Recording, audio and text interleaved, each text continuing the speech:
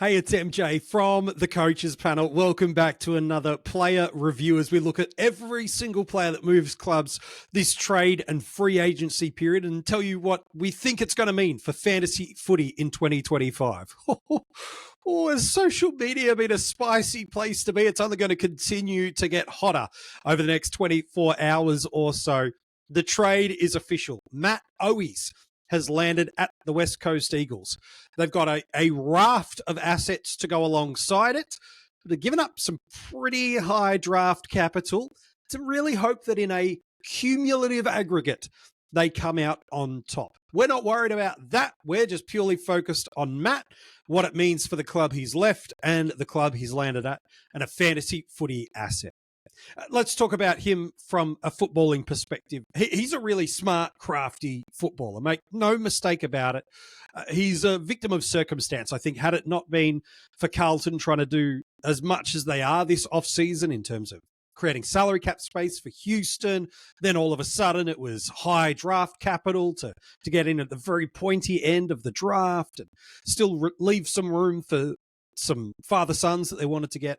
He unfortunately became a victim of trying to really create lots of fluid list space. Matt and his management, rightfully so, went, well, if we're not solid in your spot, we're just going to go find ourselves a longer-term home. And that's what they have done by him landing at West Coast. But really smart, crafty goal kicker. 30-plus goals just this season gone. Really does add some high speed, pressure, and presence around inside forward 50, a good crummer as well.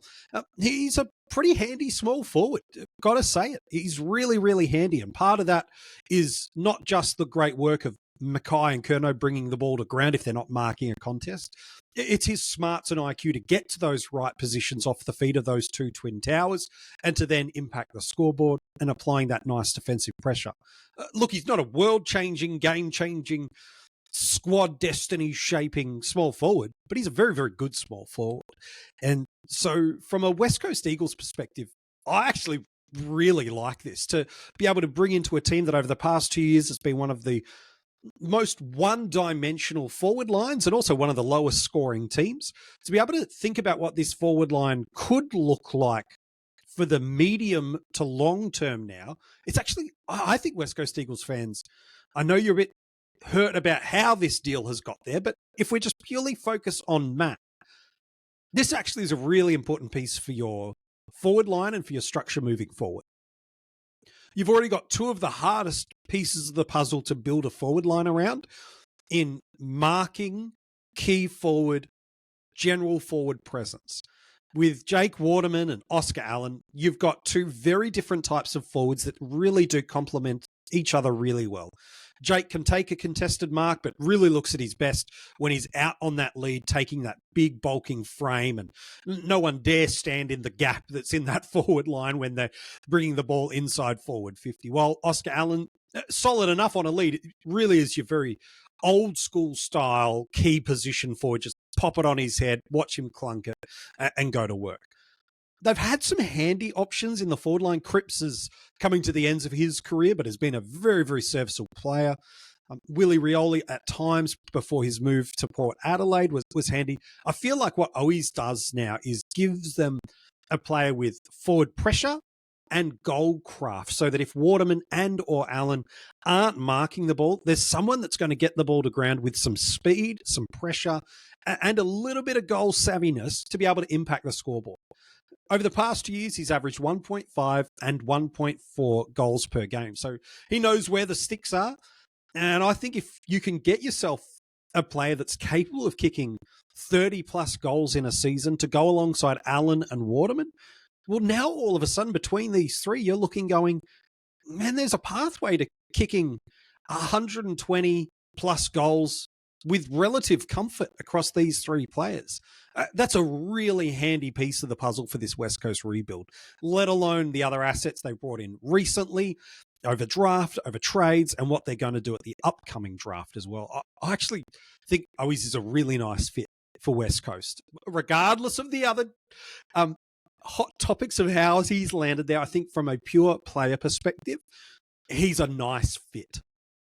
From a Carlton perspective, well, they forced him out. with the way they managed this list, with the conversations that they've had around not yet rewarding him with a contract. It was pretty clear to him and his management that, look, he was okay to be let go of.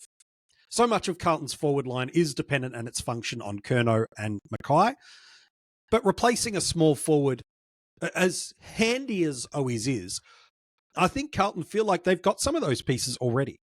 The combinations of Durden, Motlop and Moyer, who's only seen very limited game time in the AFL system, but I think they feel like between these three players, they've got two combinations that can make some small forward pressure, X-factor forward presence. So I think Carlton clearly happy to see, well, maybe happy is probably too generous a term, but comfortable to see Matt go, given the stocks they've got in that pressure, goal-kicking, small forward space. So, yeah, a 30-plus goal kicker walking out of your squad, yeah, it does hurt, for sure.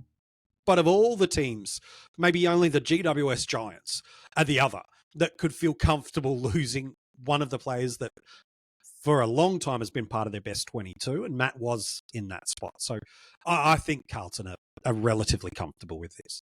From a fantasy footy perspective, top scorer 91 in fantasy, got the sole ton last year in SuperCoach 104, an average in the mid to low 50s in SuperCoach, didn't even crack really the 50 in fantasy, but politely, it's just not an option. You're not looking at it.